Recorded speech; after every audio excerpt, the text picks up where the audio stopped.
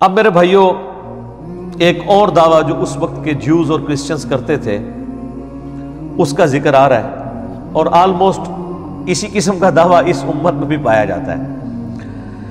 وَقَالُوا لَن يَدْخُلَ الْجَنَّةَ إِلَّا مَنْ كَانَ هُودًا أَوْ نَصَارَىٰ، وہ کہتے ہیں کہ جنت میں تو داخل ہی نہیں ہو سکتا کوئی اس وقت تک جب تک کہ وہ یہودی یا عیسائی نہ ہو جائے۔ اچھا، یہ نہیں ہے کہ کوئی ایک بندہ ہے جو کہہ رہا تھا کہ یا یہودی بن جاؤ تو یا عیسائی بن جاؤ جنت میں جاؤ گے۔ یہ بات کو لٹریچر کی زبان میں کہا گیا ہے کہ یہودیوں کا یہ دعویٰ ہے کہ جنت میں جانے کے لیے یہودی ہونا ضروری ہے، اور کرسچنز کا یہ دعویٰ ہے نصارہ کا کہ جنت میں جانے کے لیے نصرانی ہونا ضروری ہے۔ اب یہاں پہ بھی یہی ہے، آپ سنی سے پوچھ لیں کہ بھئی جنت میں جانے والا فرقہ کون سا ہے، تو وہ کہے گا جی سنی ہونا چاہیے، چاہے آپ حنفی ہو جائیں، شافعی ہو جائیں، مالکی ہو جائیں، حنبلی ہو جائیں۔ اور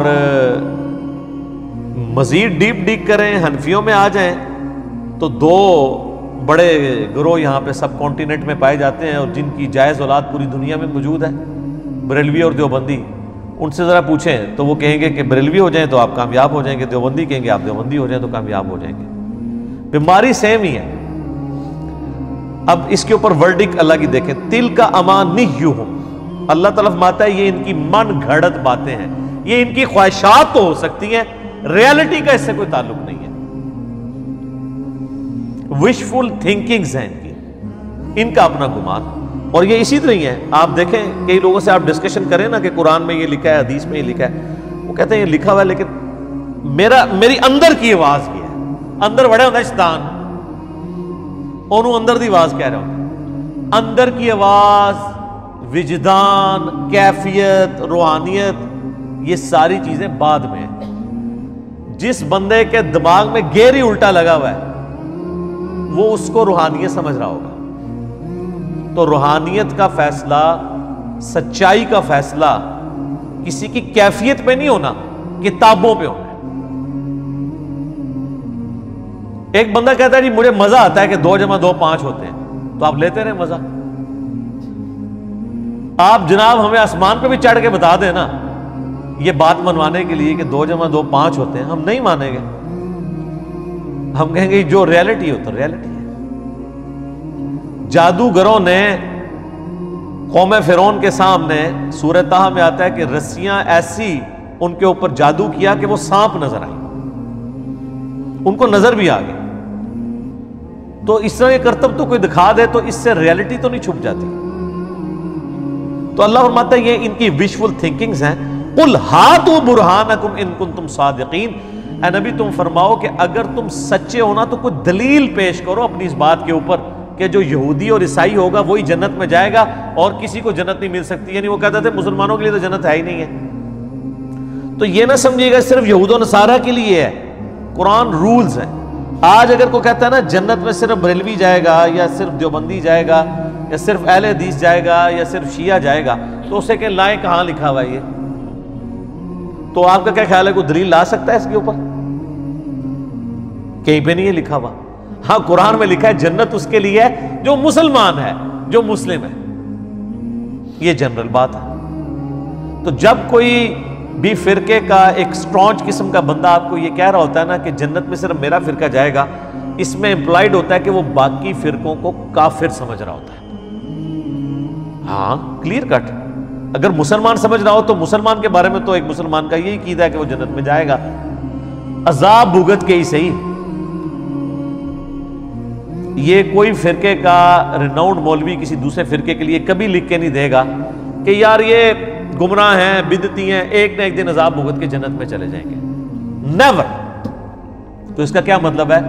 یہ کہتے نہیں ہیں لیکن مانتے اپنے سوا سب کو کافر ہے، کہتے نہیں ہیں وہ پبلک پریشر کی وجہ سے، ڈر لگتا ہے ان کو۔ ورنہ تو یہ لکھ ہی دینا کہ یار چلو یہ دوسرے فرقے والا ہمارے نزدیک گمراہ ہے، اپنا عذاب بھی بھگتے گا، اللہ تعالیٰ اس کو سزا بھی دے گا اس کے عقیدوں کے اوپر، اینڈ پہ چھوڑ ہی دے گا یار کلمہ پڑا ہوا ہے۔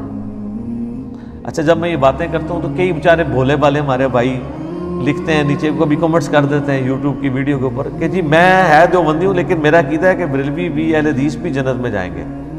یار تمہارے کہنے سے کیسے یہ عقیدہ ہم مان لیں گے جب تک دیوبندیوں کے علماء نہیں لکھ کے دیں گے. یہ بھی تمہارا بھی تل کا امانیہم ہے، یہ تمہاری وشفل تھنکنگ ہے، کیونکہ دیوبندیت یا بریلویت یا اہل حدیثیت جس چیز کا نام ہے اس میں یہ نہیں ہوتا. ایک بندہ کہے کہ میں نعوذ باللہ ہے تو قادیانی ہوں لیکن میں غلام احمد قادیانی کو دجال سمجھتا ہوں، تو یہ اس کی سٹیٹمنٹ کتنی کنٹراڈکٹری ہے. بھئی تو قادیانی رہا ہی نہیں جب تو دجال سمجھتا ہے اس کو، تو پھر کیوں اپنے آپ کو اس کے ساتھ جوڑ رہا ہے؟ تو اگر تو اپنے آپ کہتا ہے میں فلاں فرقے سے ہوں تو تو اس فرقے سے پہلے علیحدہ ہو، کیونکہ اس فرقے کے یہ عقیدے نہیں ہیں. جو ہم کرسچنز کو کہتے ہیں if there is no crucifixion no Christianity. اگر حضرت عیسیٰ سولی نہیں چڑھے ہیں تو پوری عیسائیت دھڑام سے گر پڑے گی، کیونکہ وہ تو کھڑے اس کے اوپر ہیں کہ وہ سولی چڑھے اور ہمارے گناہوں کا کفارہ بن گیا. دھڑام سے نیچے گرنے کا مطلب یہ ہے کہ انہوں نے حضرت عیسیٰ علیہ السلام کی طرف غلط چیزیں منسوخ کی ہوئی ہیں. تو اسی طریقے سے کوئی فرقہ بھی اسٹیبلش رہ ہی نہیں سکتا جب وہ یہ مان لے کہ دوسرے فرقے بھی جنت میں جائیں گے، کیونکہ سارے ہی تو اس حدیث کے اوپر کھڑے ہیں کہ ایک فرقے نے جنت میں جانا ہے اور وہ ہمارا ہے. کہانی بھی تو بہت بڑی ہوئی ہے نا نال. اچھا اب اللہ تعالیٰ سے سنیں، اللہ ان کو تو کہہ رہا ہے لاؤ دلیل کوئی، پھر اللہ تعالیٰ مطلب بلا کیوں نہیں، من اسلم وجہہ للہ وہو محسن. یہ ایک اور یونیورسل ٹروتھ آ رہا ہے، جو کوئی بھی مسلم ہو جائے، سر تسلیم خم کر دے اپنے اللہ کے لیے، وہو محسن اور وہ نیکوکار بھی ہو، مخلص بھی ہو، فلہ اجرہ عند ربہ تو اس کے لیے اس کے رب کے حضور اجر ہے. ولا خوف علیہم ولا ہم یحزنون اور نہ اسے قیامت والے دن کوئی خوف ہوگا نہ کوئی غم ہوگا. تو اللہ تعالیٰ نے یہود و نصارہ کو یہ جواب دیا کہ یہودی یا عیسائی ہونے سے، یعنی کسی پیغمبر کے ساتھ اپنی نسبت کر لینے سے کوئی شخص جنت میں نہیں جائے گا، بلکہ جنت میں وہ جائے گا جو پیغمبروں کی تعلیمات پر عمل کرے گا. اور پیغمبروں کی تعلیمات کیا ہیں؟ من اسلم وجہہ للہ، سر تسلیم خم کرو اللہ کے لیے. ایک بندہ حضرت عیسیٰ سے نسبت تو جوڑے ہوئے ہے لیکن حضرت عیسیٰ کو اللہ کا بیٹا کہہ کے شرک کر رہا ہے، تو اس نے سر تسلیم حضرت عیسیٰ کے سامنے جھکایا ہی نہیں، ان کی تعلیمات کے سامنے نہ اللہ کے سامنے. اب ایک اور ان کی سٹیٹمنٹ آ رہی ہے جو بڑے ذوق و شوق سے وہ دیتے تھے، وقالت اليہود لیست النصارى علی شیء. یہودی کہتے ہیں عیسائیوں کی تو کوئی بنیاد ہی نہیں، کسی شے پہ نہیں کھڑے، یہ تو فارغ نے. وقالت النصارى لیست اليہود علی شیء اور نصارہ کہتے ہیں یہودیوں فضول یہ کوئی فرقہ ہے. تو اس کو میں آج کے دور میں کہتا ہوں، بریلوی کہتے ہیں دیوبندی تو شاہی کوئی نہیں، دیوبندی کے اندر بریلوی کوئی شاہ نہیں، یہی کہتے ہیں نا. اور دونوں اپنے آپ کو حنفی بھی کہہ رہے ہیں. ہم کہتے ہیں یار دونوں حنفی ہو تو پھر ایک دوسرے کو کہہ رہے ہو کہ کوئی شاہ نہیں ہے. اس کا جواب اس میں آ رہا ہے وَهُمْ يَتْلُونَ الْكِتَابَ، جبکہ دونوں کتاب پڑھنے کا بھی دعویٰ کرتے ہیں، دونوں حنفی ہونے کا بھی دعویٰ کرتے ہیں، اس کے باوجود کہتے ہیں بریلوی کے دیوبندی حنفی کوئی نہیں، اصلی ہم حنفی ہیں. اور دیوبندی کہتے ہیں بریلوی جعلی ہیں، اصلی ہم حنفی ہیں. دونوں ہے بھی حنفی. یہودی کہتے ہیں عیسائی کوئی شے نہیں، عیسائی کہتے ہیں یہودی کوئی شے نہیں، اور دونوں کتاب بھی پڑھتے ہیں. ایک کی کتاب پڑھ کے دو ہے، ایک کو فقہ حنفی پڑھ کے کہہ رہے ہیں اے فارغ ہے. کیسے کیا مزے کی بات ہے. قرآن کبھی پرانا نہیں ہوتا میرے بھائی. میں نے آپ کو شروع میں سورۃ البقرہ کے شروع میں بتایا تھا، یہ سورہ بقرہ شروع میں رکھی اس لیے گئی ہے کہ جب کوئی امت بگڑتی ہے نا تو اس کے اندر خرابیاں کس کس شکل میں آتی ہیں اور ان خرابیوں کے اوپر اللہ کے عذاب کا کوڑا کیسے آتا ہے. اس سے بڑا اللہ کا کیا احسان ہوگا کہ اس نے ساری بیماریاں ایک ایک کر کے بیان کر دی. کذالک قال الذین لا یعلمون، اور اسی قسم کی بات کہتے ہیں وہ لوگ جو کچھ نہیں جانتے. مثل قولہم، یعنی کون سے لوگ؟ مشرکین عرب. وہ بھی یہی کہتے ہیں کہ نہ یہودی کسی دین کے اوپر ہیں صحیح دین پہ، نہ نصرانی کسی دین کے اوپر ہیں، ہم صحیح دین کے اوپر ہیں. اور تینوں اپنے آپ کو ابراہیمی کہتے تھے. مشرکین عرب اپنے آپ کو ابراہیمی اس لیے سمجھتے تھے کہ حضرت ابراہیم کی اولاد سے تھے. عیسائی اپنے آپ کو ابراہیمی اس لیے کہتے تھے کہ ان کا دعویٰ تھا کہ بنو اسرائیل میں سے حضرت عیسیٰ علیہ السلام آئے ہیں اور ہم جو ہیں وہ ابراہیمی دین کے اوپر ہیں. اور یہودی وہ کہتے تھے کہ بنو اسرائیل جو ہے یہودا تو آپ کو پتا نا بیٹا تھا حضرت یعقوب علیہ السلام کا، اسی سے یہودی نسبت ہوئی، تو وہ کہتے تھے ہم ابراہیمی ہیں، تینوں کہتے تھے کہ ہم ابراہیمی ہیں، دو ان کی شریعت کو مانتے ہوئے کہتے تھے جو ٹوٹی پھوٹی فارم میں تھی، اور جو مشرکین عرب ہیں وہ اسی طرح کہہ رہے ہوتے تھے جس طرح ہمارے ایکس پرائم منسٹر کہتے تھے میں شیخ عبد القادر جیلانی کی اولاد سے ہوں، یعنی نسلاً ابراہیمی، ایک نسلی ابراہیمی ہے، ایک عقیدے میں ابراہیمی، عقیدے میں تینوں میں سے کوئی نہیں تھا۔ آگے چل کے اللہ تعالیٰ آئے گا تم ابراہیم کی رٹ لگا رہے ہو، ابراہیم کے دین کے اوپر تو یہ پیغمبر ہیں جن کو ہم نے بھیجا ہے، یہ ابراہیم کے طریقے کے اوپر ہیں۔ پھر اللہ نے فرمایا کہ ابراہیم کی تو سب سے بڑی خوبی تھی وَمَا كَانَ مِنَ الْمُشْرِكِينَ، وہ مشرک نہیں تھے، سب سے ٹوٹ کے ایک اللہ کے ہوئے تھے، اور تم تینوں شرک کر رہے ہو، عیسائی حضرت عیسیٰ کو رب کا بیٹا کہہ کے، یہودی عزیر علیہ السلام کو اللہ کا بیٹا کہہ کے، اور مشرکین عرب نے تو اتنے دیوتا بنائے ہوئے تھے، تو تم سارے ہو مشرک اور اپنے آپ کو ابراہیمی کہہ رہے ہو جس سے بڑا مواحد ہی کوئی نہیں تھا، تو یہ کیسا تضاد ہے؟ اصل میں ابراہیمی تو ہیں نبی صلی اللہ علیہ وآلہ وسلم اور ان کے پیروکار۔ فَاللَّهُ يَحْكُمُ بَيْنَهُمْ يَوْمَ الْقِيَامَةِ فِي مَا كَانُوا فِيهِ يَخْتَلِفُونَ، پس اللہ تعالیٰ ان کے درمیان فیصلہ فرما دے گا قیامت کے دن جس معاملے میں وہ جھگڑا کرتے تھے۔ اللہ تعالیٰ فرمایا کہ یہ قیامت والے دن فیصلہ ہو جائے گا اس اعتبار سے کہ ہر بندے کو اپنے کیے کی سزا ملے گی۔ اس سے کوئی یہ مطلب نہ نکالے کہ قیامت والا دن پتہ چلے گا کہ عیسائی صحیح ہیں یا یہودی صحیح ہیں یا بت پرست ٹھیک ہیں یا مسلمان ٹھیک ہیں، نہ۔ اور اگر یہ سب کچھ قیامت والے دن ہی پتہ چلنا ہے پھر تو نہ پیغمبروں کے آنے کا کوئی فائدہ ہے نہ کتابوں کے آنے کا، کیونکہ قیامت میں ریورس گیئر تو کوئی لگا کے واپس دنیا میں آ نہیں سکتا۔ اللہ نے قرآن میں تو بتا دیا، اس کے باوجود اگر کوئی ماننے کے لیے تیار نہیں ہے تو اللہ تعالیٰ یہ نہیں کہہ رہا کہ میں ان کے درمیان جو ہے وہ قیامت والے دن بتاؤں گا کون ان میں سے ٹھیک ہے اور قیامت والے دن پتہ لگ جائے گا کون صحیح ہے۔ یہ کہا جا رہا ہے کہ قیامت والے دن لگ پتہ جائے گا کہ کون صحیح ہے۔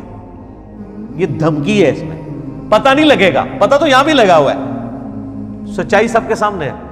قیامت والے دن لگ پتہ جائے گا، یعنی اس کا جب عذاب صحیح طریقے سے تمہارے سامنے آئے گا، پھر جیسے ایک شخص جو ہے وہ اس کو ہزاروں بندے بتا رہے ہوں کہ یار یہ استری گرم ہے، اور وہ اس استری کو کپڑے پہ بھی رکھ کے دیکھے کپڑا بھی جل جائے پھر بھی وہ ماننے کے لیے تیار نہ ہو، تو آخری حل کیا ہے اس کو یہ منوانے کا کہ استری گرم ہے کہ اس کا ہاتھ پکڑ کے استری پہ رکھا جائے،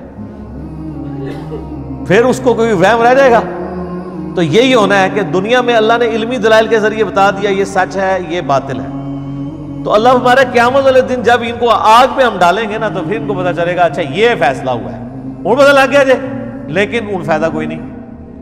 اگر ایک قادیانی کو قیامت والے دن جا کے یہ بات پتہ چلی کہ غلام احمد قادیانی تو دجال ہے، میرے ساتھ فراڈ کیا اس نے، تو اس کو قیامت والے دن اس چیز کا ایکسپوز ہونا کو نفع دے سکتا ہے؟ تو صرف قادیانیوں تک نہ رہے، تھوڑا سا آپ اپنے اوپر بھی غور کر لیں، کیونکہ آپ قادیانی صرف اس لیے نہیں ہے کہ آپ کے ماں باپ قادیانی نہیں تھے۔ اگر آپ کے ماں باپ قادیانی ہوتے، میرے ماں باپ قادیانی ہوتے، تو کوئی لاکھوں میں ایک ہوتا ہے جو بندہ اپنے آباء و اجداد کے دین کو چھوڑتا ہے۔ یہ جتنے آج مولوی ختم نبوت تحریکیں بھی چلا رہے ہیں نا اتنے گلے پھاڑ پھاڑ کے، ان کے ماں باپ بھی اگر قادیانی ہوتے ہیں نا تو میں دیکھتا جناب کہ یہ کس نے ختم نبوت تحریک چلاتے ہیں، بلکہ یہ جو ہیں وہ الٹا جو ہے وہ ختم نبوت تحریکوں کے خلاف چل رہے ہوتے ہیں۔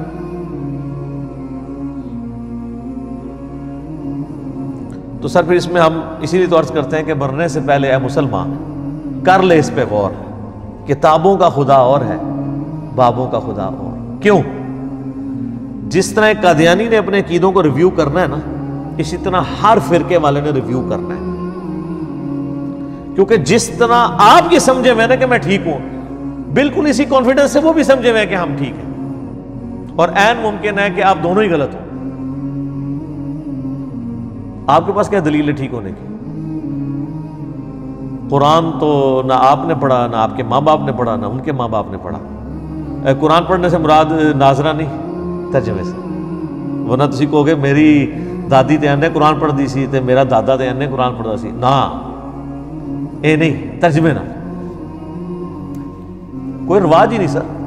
اچھا لوگ پرانے زمانے کو یاد کر کے نا بڑا خوش ہوتے ہیں، کہتے ہیں جی بڑا چنگا دور سی جی، میں کہتا ہوں سر اسلامک ہسٹری نے صحابہ تابعین کے بعد جو متبرک دور یہ دیکھا ہے نا، اسلام نے اس سے بہتر دور نہیں دیکھا۔ آپ لاکھ پرانی چیزوں کے اوپر جو ہے وہ خوش ہوتے رہے، لوگ اپنے بچپن کے دنوں کو یاد کر کے خوش ہو رہے ہوتے ہیں کہ جی کیا بچپن اچھا ہوتا تھا، یہ کرتے تھے۔ اور میں جب اپنے ماضی کی طرف دیکھتا ہوں تو میں کہتا ہوں اللہ معافی دے کہ ہم لوگ اتنی گمراہی کے اندر تھے، مر جاتے تو کیا ہوتا۔